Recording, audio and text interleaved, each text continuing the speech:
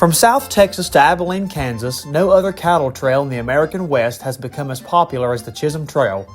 From movies to song, the legend of the Chisholm Trail lives on today in American history. Cattle drives were not confined to just the post-American Civil War Old West.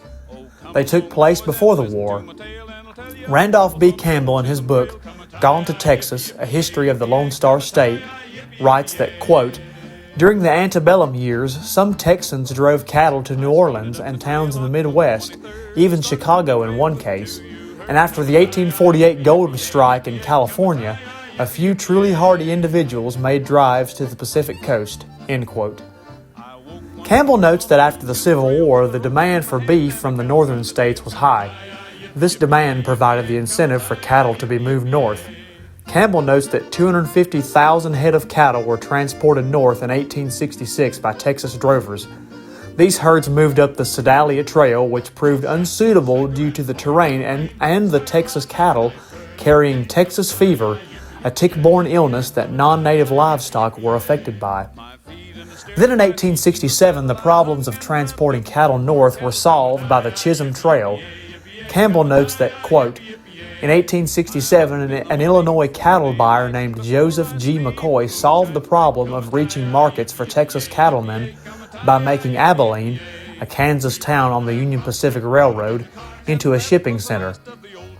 He built the facilities for transporting cattle and marked a trail from the Red River to Kansas, following a path originally blazed in 1865 by an Indian trader named Jesse Chisholm. Soon known as the Chisholm Trail, this most famous of all the cattle drive routes ran through largely treeless plains and prairies and was far enough west to avoid areas settled by farmers. An estimated 35,000 cattle reached Abilene in 1867, and the number doubled each year until 1871 when it reached approximately 600,000, end quote. Campbell in his book notes that cowboys became legends due to the trails such as the Chisholm, and that most were under the age of 20, either white, Mexican, or black, and did not carry pistols because trail bosses feared that shots from them would spook the herd and cause a stampede. Campbell also notes that pay was low and the danger was plenty, and most cowboys were not guaranteed employment after a ride was over.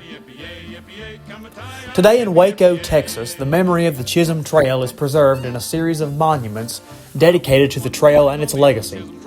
The Austin American-Statesman noted in 2014 that the monument features 3 cowboys, one white, one Mexican, and one black, along with 25 cows. Waco was a spot along the trail, according to the Austin American-Statesman. Why is the Chisholm Trail important for us today? Although the trail has attained mythical status, many individuals of different backgrounds made the trek up the trail in order to earn a living. Many cattle were herded north in order to provide food for many in the United States.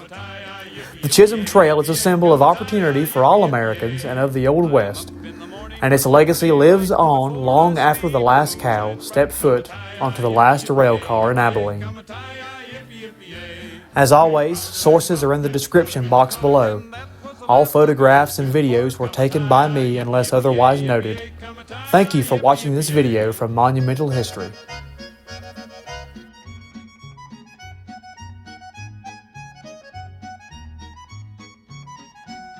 Come-a-tie-yi, yippee-yippee-yay, yippee-yay, come-a-tie-yi, yippee-yippee-yay.